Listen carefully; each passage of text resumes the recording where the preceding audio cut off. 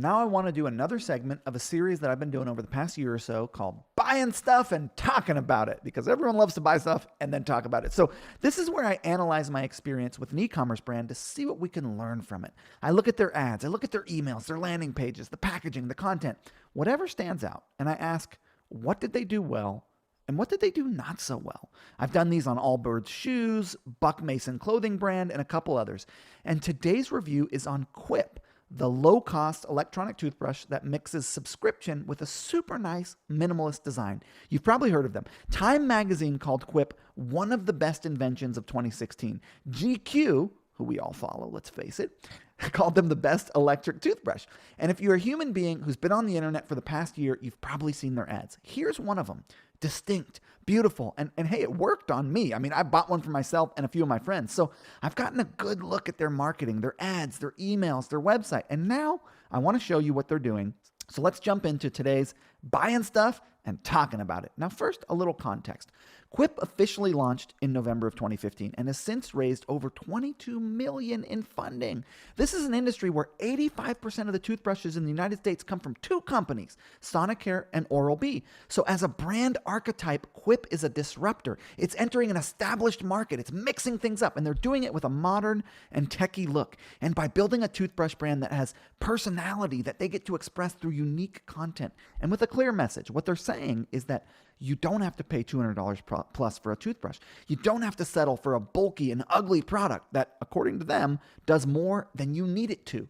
And I resonate with them with this approach because my company, Boom, is also a disruptor. Our pro-age message gives women an alternative to the cosmetic industry's anti-aging viewpoints. So I like that about them. So let's take a look at their content and their marketing and see what we can learn.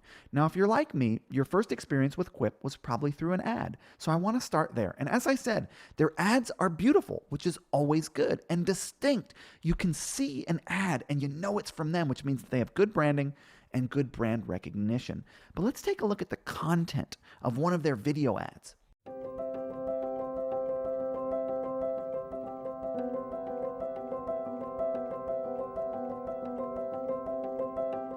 Now, what I like about this ad is that it frames the problem.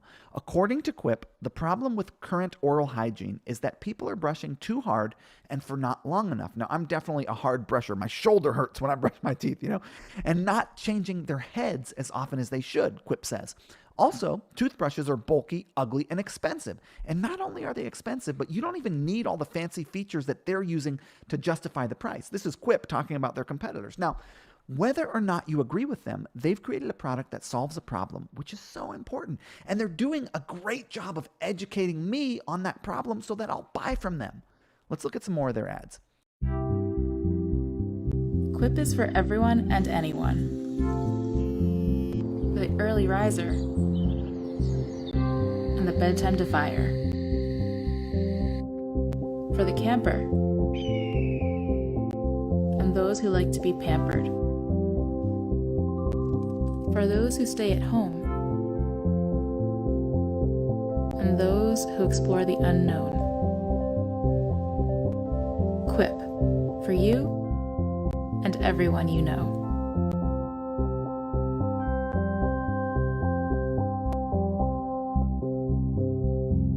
They go on to say why QUIP is for everyone. Now, this is a pretty great ad, right? And I want to point out that if you want to build a company to $100 million, it really starts with a mass market product. Everyone has teeth, so everyone, regardless of age, gender, etc., could use this product. Now, Boom sells skincare for older women, so that leaves me with a lot of people who won't find my product relevant. So I like that they're mass market. So okay, the design is great, the content is great, but how about the strategy behind their ads? We've been looking at ads in the awareness pillar where they're trying to get new people into their funnel, and so far so good. But as I looked a little deeper, I noticed some things that were missing. In the retargeting pillar where they're re-engaging with people who've seen them in the past, they did hit me with some content to keep me engaged. They showed me some social proof, but there was no abandoned cart email sequence or ad sequence, no dynamic product ads, nothing reminding me to go back and complete my purchase. And in the loyalty pillar, after I'd purchased from them, I noticed that I wasn't seeing much either. I mean, I got a Mother's Day email, the first email I'd received in months, by the way, but no ad to go with it. So I will say this, I wasn't seeing any QUIP ads for a while. After like a year of seeing them nonstop, all of a sudden, zero. Which brings up a good point, which is that it's really hard to deal with rapid growth. And especially when you take venture capital money, it can be hard to scale all your systems, your customer support, your technology to match that growth. So I'm going to give them a pass and assume that they were in a place of transition and a little bit off their game. Okay, so you click on an ad and now you're at their website. Let's take a look at what they're doing on the site. All right, so here we are live on the site. And the first thing that I notice is that they really focus on a hero shot of their product and also a benefit right on the homepage. They've got this moving GIF image. They're saying you can brush better. There's a call to action. I love that. And then they go into their sort of main benefit, which is that it's a very universal product, right? So designed with every mouth in mind, and they've got some more views of their product. So they're really focusing on kind of the sales proposition, which is that this is really for everyone, and they're showing the product off in a number of ways. And then what I love is that they go into long form left-right content. And one of the things that you have to confront with e-commerce today is that 90% of your website traffic is mobile. So I really think we should be looking at this on mobile.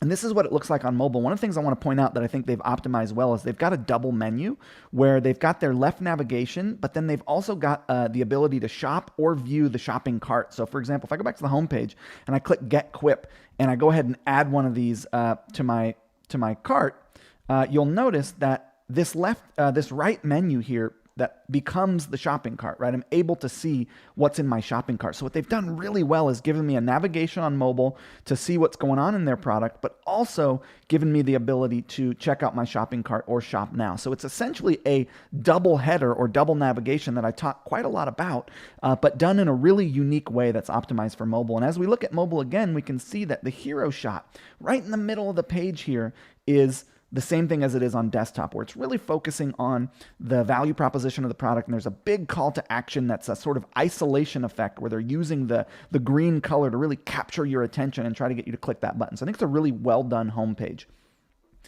And if we go back to desktop, just because we get a better view here of their product, what you see is that they really are focusing on their unique selling proposition. So basically they're saying that this is an amazing product. They've got a hero shot showing it in use. It's the perfect brush.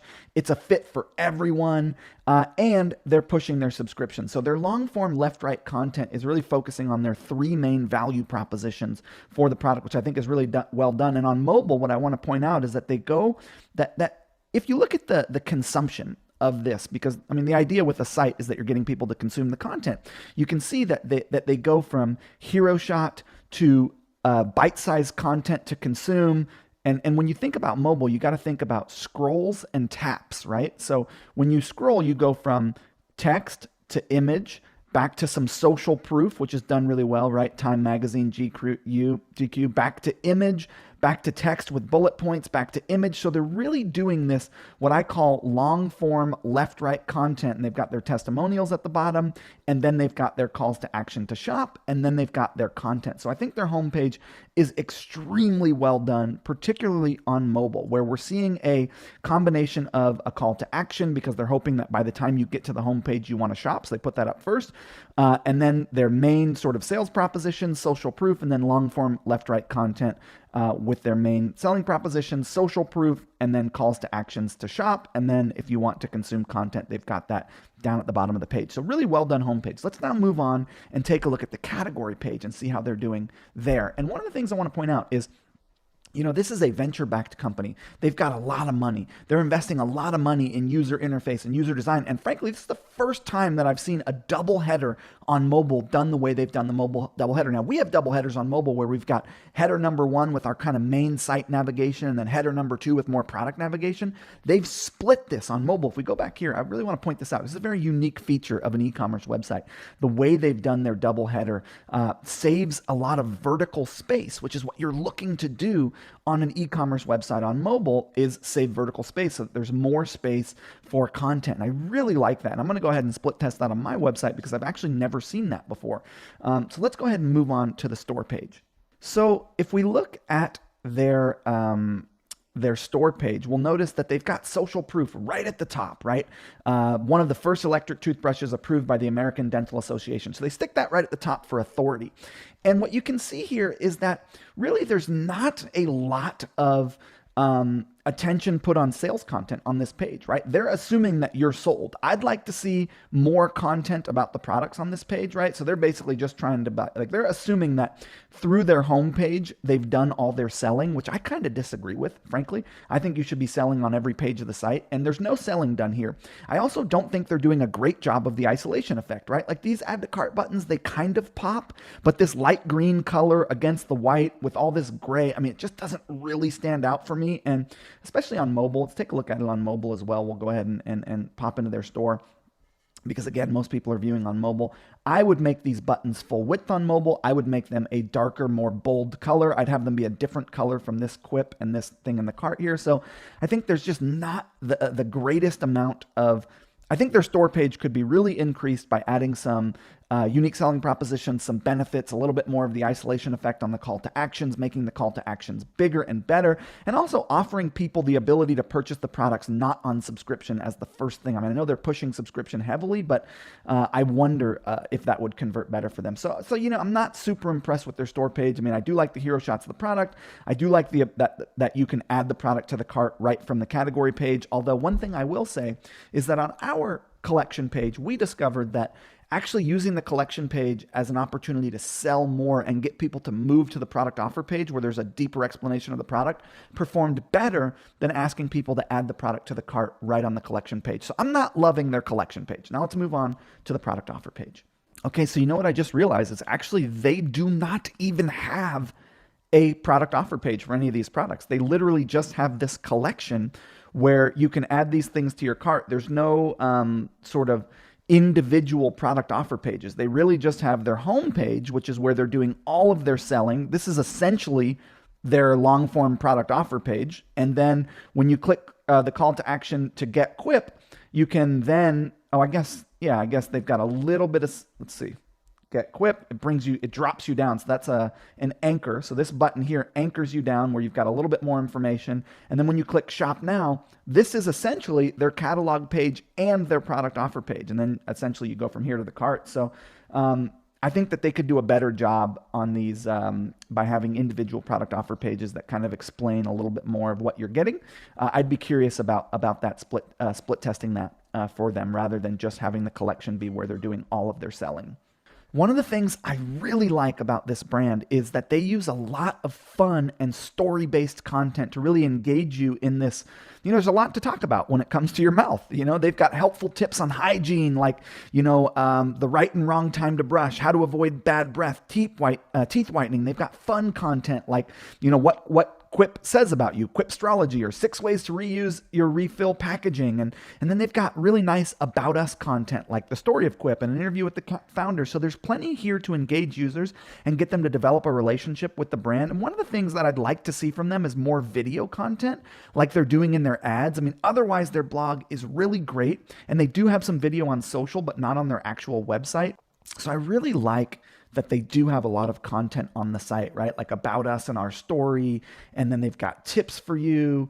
And they've got different plans. Well, that's them selling you.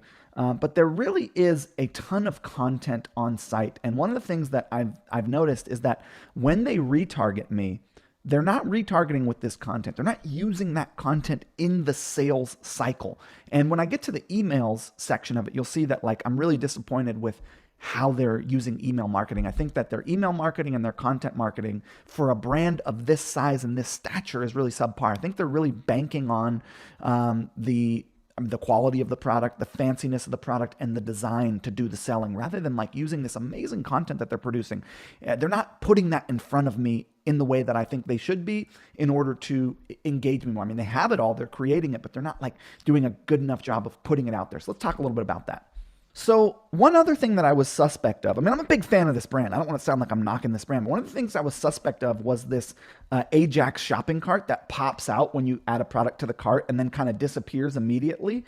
My view of this product is you really only buy one at a time. So I think they would have a much better job literally taking people directly to their shopping cart rather than popping out that Ajax cart that then disappears. And I wonder what happens on mobile. You click add to cart. Yeah, again, on mobile, I think they should skip this step and go direct to the shopping cart. And we've definitely found that to be the most effective And then they've got their continue shopping button, their checkout. Again, I'm not loving that isolation effect. And their shopping cart, I think they could use some social proof, right? Some of their, like, once you get to the shopping cart, this is where you're about to make the decision. And I don't see any of their social proof. I don't see any testimonials. I don't see any imagery here in the cart. So I think their cart's a little barren, and I think they could significantly increase their conversion rate of their cart if they were to add some social proof content here, and also add other payment methods like checkout through PayPal or checkout through Apple Pay rather than just having the one checkout button. So then when you click checkout, you're forced to sign up. Again, I'm not so sure about that. I'm an existing customer, but anyways, I think that their checkout process could use a little help. Overall, though, their site is very fast loading. It's well done on mobile. I just think that they're not. There's some places, obviously, that they can improve from a conversion rate perspective. But then again, they do a lot of their selling in the ads themselves, and perhaps they do have an optimizer on staff who is attempting to optimize this stuff. But it does load fast, and it is beautifully designed. So I give them a win, but I think there's some slight improvements they could make to the overall sales process. So now let's talk about their email game, which frankly is a little subpar. So pre-purchase. Before the purchase. Now, I'd already bought, but I had my team opt into the website to just see what emails they'd get pre-purchase. And it turned out it wasn't much. And something must have been going on with these guys because they didn't send any pre-purchase content. And as you can see from their website, they have a ton of it. No abandoned cart emails, which is absolutely crazy. I mean, literally 70% of people are going to abandon the shopping cart. And so to not have an automation sequence in place for the folks who enter their email address at the cart with purchase intent, you're just losing out on a ton of revenue there. So I thought their pre-purchase email game really needed some work. They have so much content they could be re-engaging with. And this is what I was saying about their retargeting ads is they were not using the content that they've created that's really engaging and funny to retarget me and get me back in the purchase cycle. So I think that their pre-purchase email game and their pre-purchase retargeting game could use a lot of work. They should be sending a lot more emails, and they should be leveraging the content that they've created in that purchase cycle. So now let's talk about post-purchase and promotions. So after someone buys. Now, I know they have great emails because like for a second, they were sending me stuff post-purchase. They sent me this like Olympics themed email. They sent me this tips email, like, how you should get your toothbrush wet before applying toothpaste. And I mentioned their Mother's Day email, which was really good, but I didn't see any other promotions where they were trying to cross-sell me products like their toothpaste or get me to refer friends or get QUIP for a family member. So they weren't really like pushing very hard on the promotion side. And I also didn't receive any emails trying to get me to engage with them on social, to leave a review, or any other user-generated content, which is interesting because they like have this post on their blog, share your QUIP picks to win a year for free. And I didn't get an email about that or get ads run to me about that. So I think they could do more with their emails post-purchase, to like keep customers engaged, to get some of that user-generated content, to elicit reviews. I think that like they're producing all this amazing content, but then they're not like doing the work to get it in front of me via advertising and emails, which, as we know, are the two ways that you get content in front of customers. So I'm a little confused. And I think maybe there's just some disconnect in their digital strategy, or they just haven't gotten to it yet because they're a new company and they're dealing with growth. I'm not exactly sure. So in final, talking about how they do, right? Buying stuff and talking about it. What is my overall sort of view of QUIP? I think what they have right is the one thing that kind of trumps everything else, which is an incredible product. Their product is really, really good. It's so good. I was a Sonicare person. I was like Sonicare for life. I would never have considered switching from Sonicare. I just loved my Sonicare. And I saw these people's ads for like a year.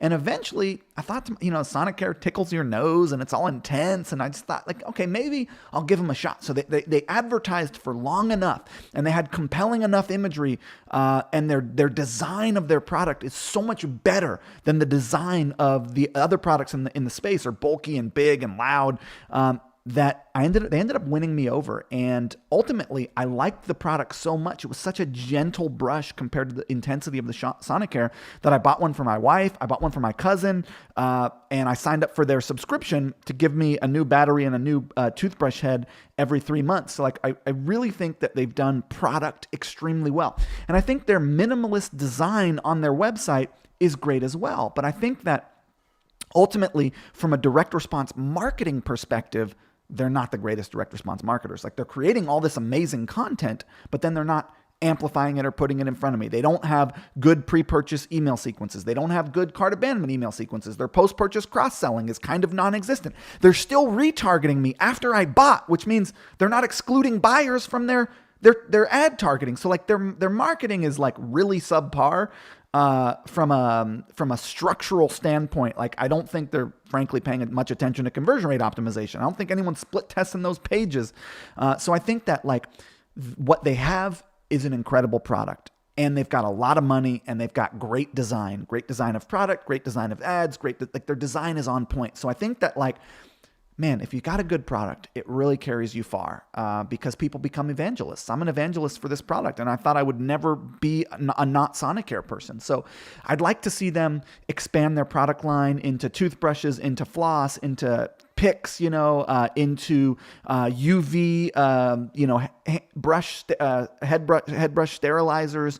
I think they could expand their product catalog. I think they could do a lot better post-purchase upselling, cross-selling, remarketing. I think they could do a lot better pre-purchase marketing. I think their conversion rate optimization needs work. So I'm a fan of the brand. I'm not the biggest fan of their direct response marketing. I think it needs work, but at the end of the day, I give them the seal of approval because they do the one thing that you need to do right, which is have an incredible product. So I'm a fan of QUIP.